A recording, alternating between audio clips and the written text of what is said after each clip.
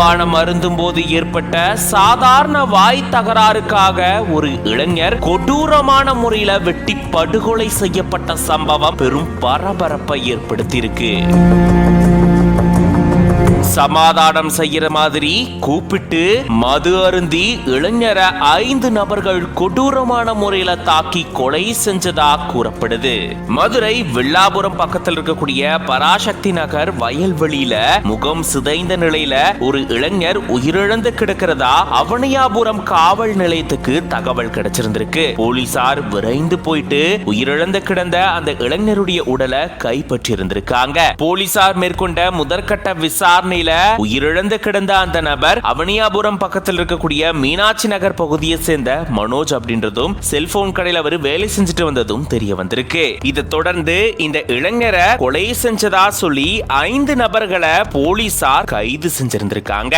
அவங்க கிட்ட மேற்கொண்ட விசாரணையில திடுக்கிடும் தகவல் வெளியாகி இருக்கு. சாதாரண வாய் தகராறுக்காக இளைஞர் மனோஜ அந்த 5 நபர்களும் கொலை செஞ்சதா போலீசார் கிட்ட அவங்க வாக்குமூலம் கொடுத்ததா கூறப்படுது. கடந்த சில தினங்களுக்கு முன்னாடி பார்ல மது அருந்தும் போது மனோஜுக்கும் இந்த இளைஞர்களுக்கும் இடையில வாய் தகராறு ஏற்பட்டதாகவும் அதை தொடர்ந்து கடந்த ஜூலை 21ஆம் தேதி சமாதானம் செஞ்சு வைக்கிறதா சொல்லி மனோஜ அவருடைய வீட்டிலிருந்து மது அருந்துறதுக்காக பராசக்தி நகர் வயல்வெளி பகுதிக்கு கூட்டிட்டு போனதாகவும் கூறப்படுது. மது அருந்திட்டு இருக்கும் போதுதான் மனோஜ இந்த 5 நபர்களும் சராமாரியா கொடூரமா தாக்கி கொலை செஞ்சதா போலீசார் விசாரணையில சொல்லப்பட்டிருக்கு. அதை தொடர்ந்து இந்த 5 நபர்களும் இப்போ சிறையில் அடைக்கப்பட்டிருக்காங்க.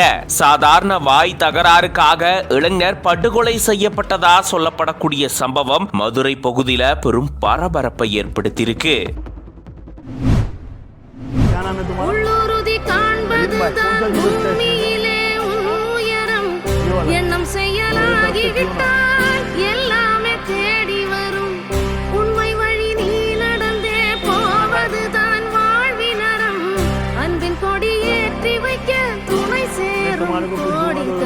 தேடல் இல்லாத உயிருண்டா சொல்லம்மா, எல்லாம் உன்னுள்ளே அதை தேடு கண்ணம்மா.